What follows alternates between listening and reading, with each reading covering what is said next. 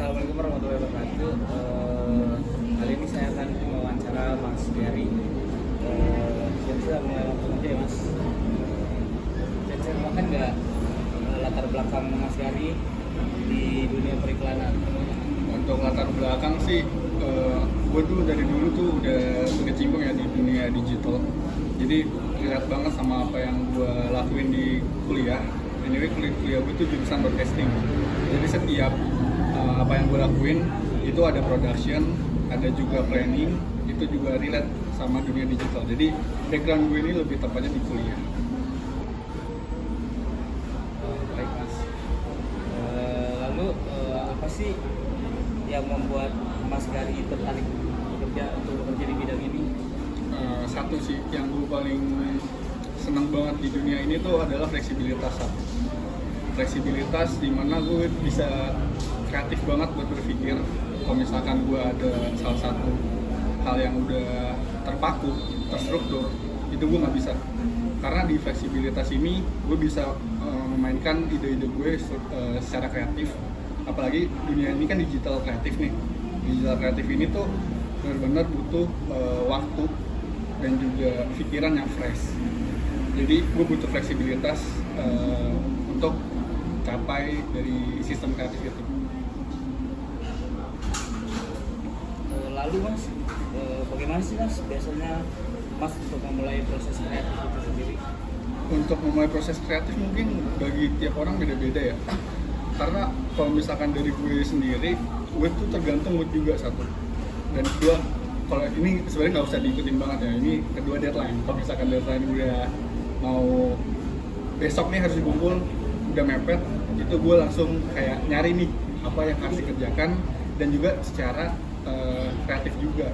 Terutama kan udah dibantu sama dunia digital juga nih, apalagi ada ChatGPT.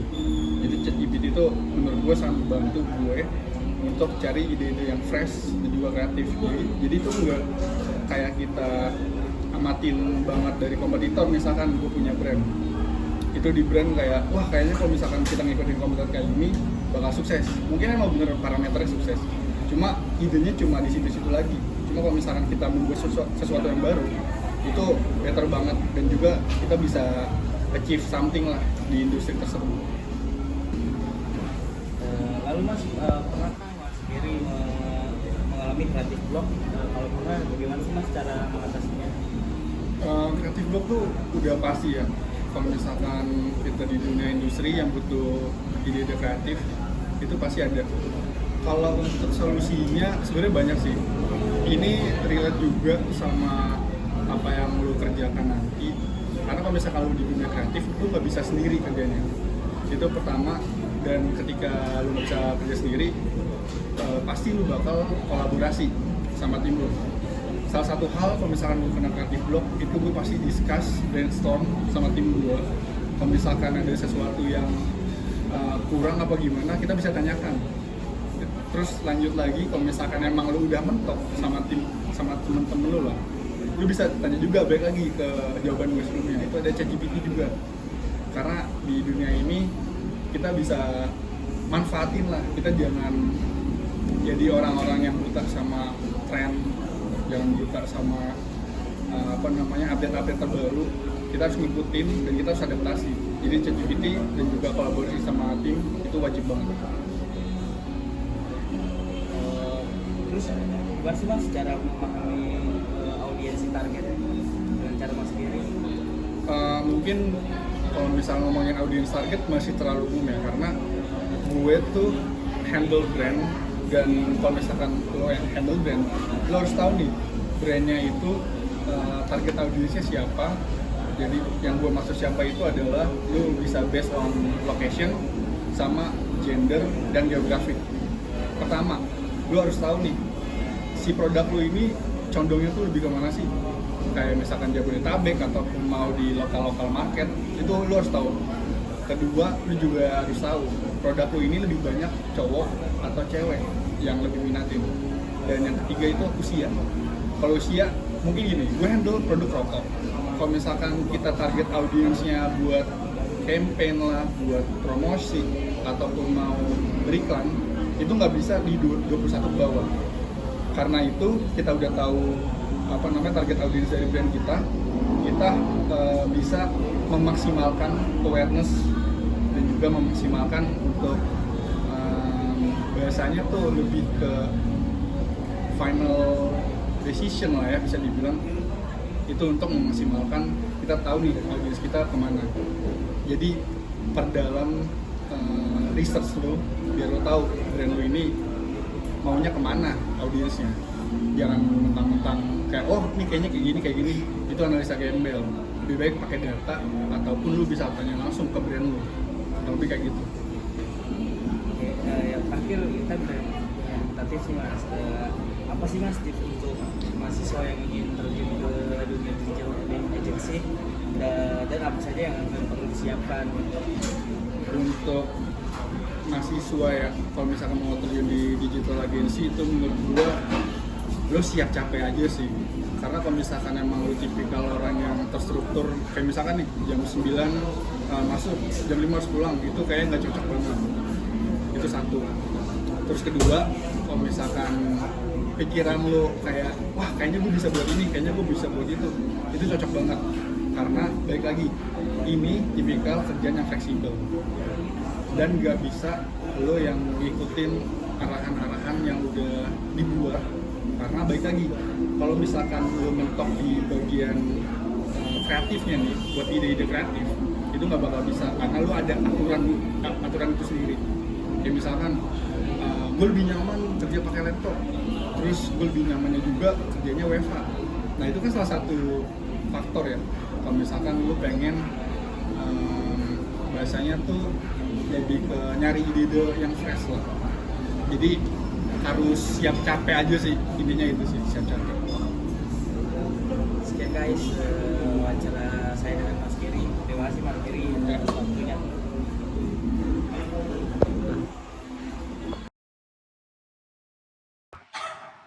Assalamualaikum warahmatullahi wabarakatuh. Jadi kali ini saya akan wawancara Kadila. Jadi Kadila ini seorang yang bekerja di bidang public relation. Jadi bisa diceritakan nggak sih Kadila latar belakang Kadila dan bagaimana Kadila mulai bekerja di bidang public relation? Sebelumnya aku perkenalan dulu kali ya. Namaku Dila. Aku kerja di salah satu startup lokal brand, namanya itu Jennifer Wallet. Di sini posisi aku itu sebagai relationship manager. Kalau misalnya latar belakangnya sih awalnya itu aku magang. Terus juga ngebawa topik skripsi aku tuh lokal brand ini. Jadi entah itu berkelanjutan, jadi sampai sekarang aku ada di posisi relationship manager ini gitu. Jadi apa sih yang membuat Kadila untuk tertarik untuk bekerja di bidang public relation ini? Mungkin awalnya karena emang menyesuaikan dengan jurusan aku di kampus sebelumnya, karena emang aku itu based on public relation majornya. Terus juga dari situ kan di public relations itu mostly memang yang berhubungan dengan berbagai pihak dan stakeholder. Jadi menurutku dengan adanya interaksi tersebut tuh bisa yang memperluas networking dan relation aku nih. Jadi kayaknya itu suatu hal yang bagus juga sih. Untuk tugasnya tuh apa aja sih Kak, tugas kakak sebagai PR di perusahaan Jennifer Wallet? Oke. Kalau misalnya untuk tugasnya sendiri sih, aku itu berhubungan dengan internal di perusahaan, itu dengan karyawan, terus juga ada beberapa di eksternal. Aku itu berhubungan juga dengan beberapa marketplace yang emang kerjasama sama Jennifer Wallet ini, jadi itu handle by aku. Terus apa sih strategi Kadila untuk yang digunakan untuk menjaga citra perusahaan Jennifer Wallet yang tersendiri? Mungkin kalau misalnya untuk strategi sendiri lebih ke mengikuti perkembangan teknologi dan digital kali ya. Di Jennifer Wallet itu kan base-nya itu dia berjualannya secara online dan memanfaatkan media online untuk branding dan memperkenalkan image si Jennifer Wallet itu sendiri. Jadi strateginya sih lebih ke mengembangkan media sosialnya dari Jennifer Wallet itu sendiri, terus juga brandingnya sih lebih konsisten lagi nih untuk gimana memberitahu ke audiens mengenai reputasi atau image dari Jennifer Wallet itu sendiri. Selama Kadila bekerja nih, pernah nggak sih Kadila menghadapi krisis komunikasi? Kalau pernah, gimana Kak cara untuk menanganinya? Sebenarnya kalau misalnya krisis komunikasi di perusahaan itu ada, mostly itu lebih ke karena kita itu online, kita itu kan berhubungan dengan customer baik secara langsung maupun nggak langsung. Langsungnya itu mungkin kayak adanya komplain customer ke customer service kita atau adanya testimoni yang lebih menjurus ke hal negatif, dan hal tersebut pun menjadi concern untuk kita, gimana caranya bisa solve hal tersebut. Makanya untuk menangani hal tersebut sih yang pasti kita evaluasi, terus juga membuat planning kira-kira hal apa nih yang perlu kita lakukan. Nah dari situ kita pun bisa untuk bikin yang namanya customer relations. Jadi kita tuh ada divisi yang dimana mereka itu menghubungi para customer yang memang mungkin kurang puas dengan beberapa produk kita, dan kita menyiapkan beberapa hal yang akan menjadi benefit untuk mereka gitu. Jadi untuk menanggulangi hal tersebut yang menurut kami itu merupakan salah satu krisis yang perlu di-solve, kita mempersiapkan hal itu gitu sih, karena customer itu kan salah satu bagian terpenting untuk kami gitu, dengan kita yang base online shop kayak gitu. Terus gimana sih cara Kadila saat reputasi perusahaan Kadila tuh sedang terancam? Gimana cara menanggulanginya? Sebenarnya kalau misalnya saat reputasi terancam itu mungkin the first thing yang kita lakukan itu evaluasi sih. Evaluasi dari dari permasalahan yang ada. Setelah evaluasi itu ya kita harus tahu membuat planning kira-kira tuh hal yang perlu kita lakuin untuk solving permasalahan ini itu apa. Terlebih kita yang base-nya di online dan memanfaatkan media digital, yang dimana itu menjadi salah satu wadah yang sangat digunakan kan untuk saat ini, dan penyebaran informasinya pun begitu cepat di sana. Makanya problem solving itulah yang menjadi salah satu hal yang sangat kita pikirkan untuk menangani reputasi ini. Terus seberapa besar sih Kak peran media sosial dalam strategi PR Kadila? Kalau bilang seberapa besar banget sih, karena semua strategi mostly dilakukan secara online melalui media sosial. Karena beberapa mungkin mostly campaign yang kita lakuin itu berjalannya dengan huru haranya itu di media sosial untuk menyebarkan awareness ke customer dan Terus apa sih Kak tantangan terbesar yang dihadapi di dunia public relation ini? Kalau dari menurutku ya, tantangan terbesarnya itu mungkin harus beradaptasi dengan perkembangan teknologi khususnya di dunia digital sih, karena dengan perkembangan tersebut kan kayak aku dengan base-nya media sosial sebagai wadah, untuk saat ini tuh media sosial tuh mungkin kesulitannya itu dengan adanya algoritma yang berubah-ubah. Jadi brand tuh harus bisa mengikuti algoritma tapi tetap konsisten dengan branding yang kita bawain, karena kan kayak pesan kan kita itu kan harus memberikan pesan atau hal yang mau disampaikan secara untuk konsisten supaya brandingnya itu bisa melekatkan ke si customer dan audiens kita itu. Nah dengan perubahan algoritma itu mau nggak mau kita harus yang terus beradaptasi lah untuk bisa tetap konsisten branding tapi bisa mengikuti perkembangan di dunia digital itu sendiri gitu.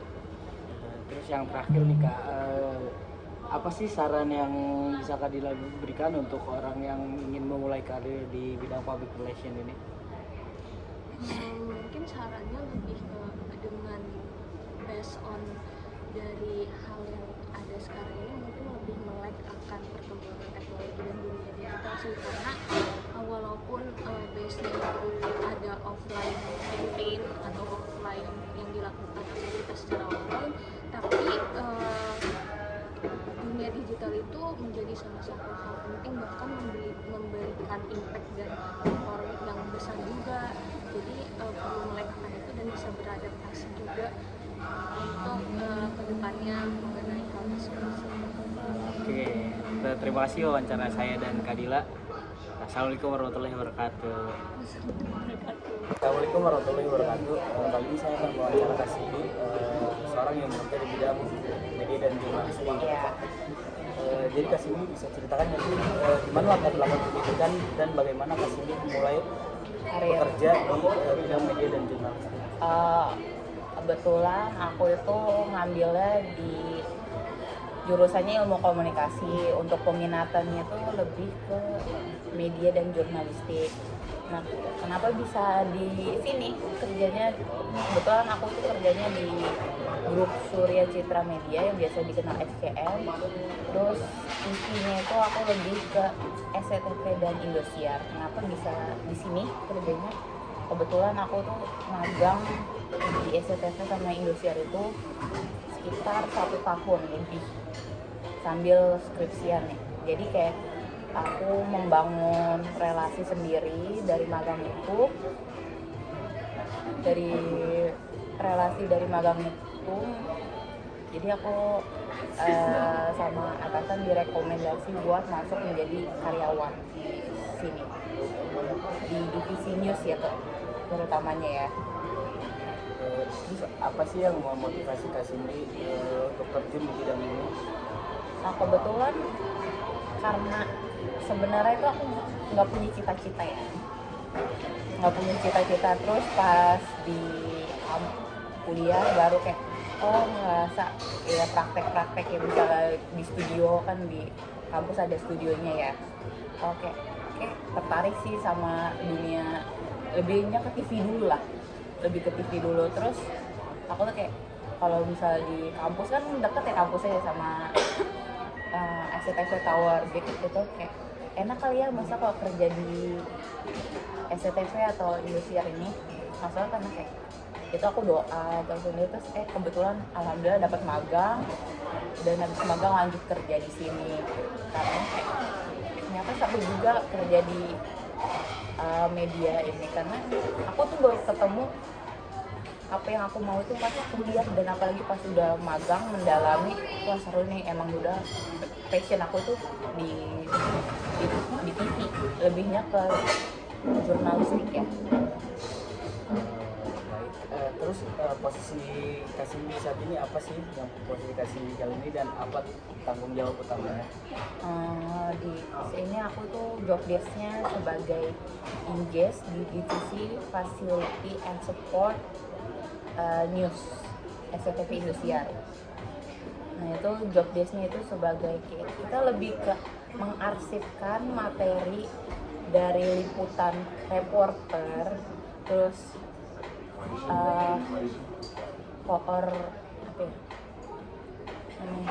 bentar gue lupa.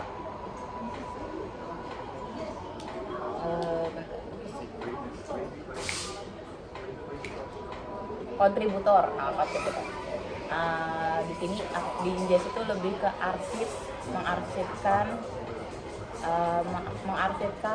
merecord,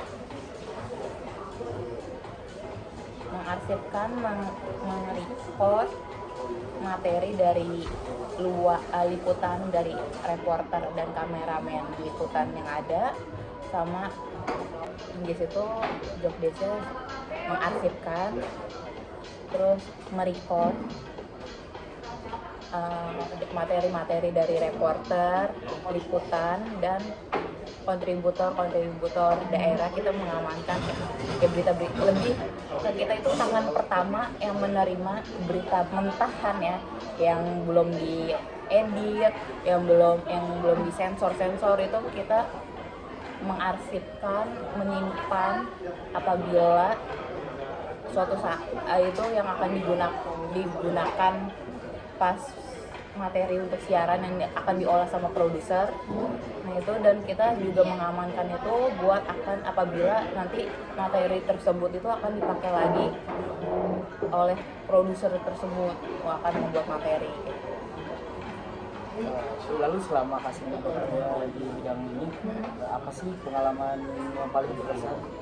Nah, kebetulan sebenarnya pas aku itu masih di bagian control room. Control room itu aku lebih masih membantu karena masih baru, waktu itu masih belum megang alat, jadi aku masih bantu kru-kru yang lain. Itu lebih ke apa ya, 17 Agustus, pemilu, terus Piala Dunia bola U17, kira-kira acara-acara besar sih itu.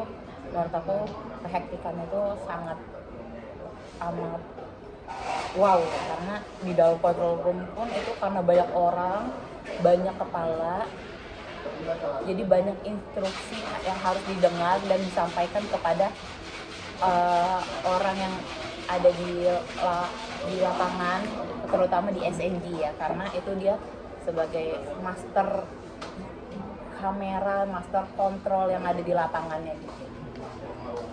Terus bagaimana sih Kak Cindy melihat perubahan media konvensional ke digital dalam beberapa tahun sekarang ini?